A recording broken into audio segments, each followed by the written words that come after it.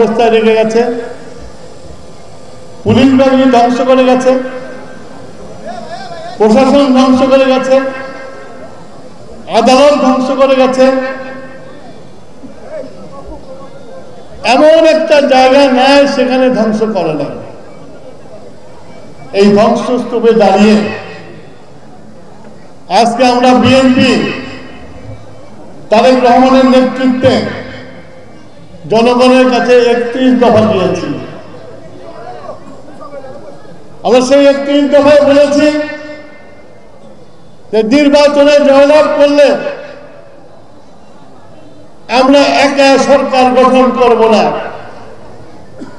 আমাদের সাথে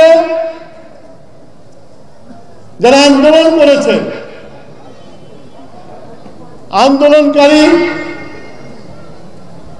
যুগপৎ আন্দোলনকারী যে দল ছিল সেই সব দলকে নিয়ে আমরা জাতীয় সরকার গঠন করব। এই যে বিচার না পাওয়া একটা সংস্কৃতি আওয়ামী লীগ চালু করে গেছে,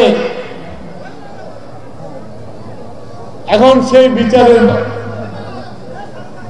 সময় এসে গেছে।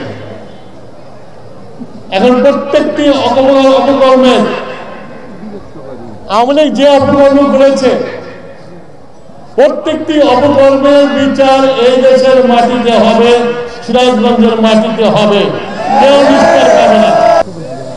কিন্তু কথা বলতে পারত না,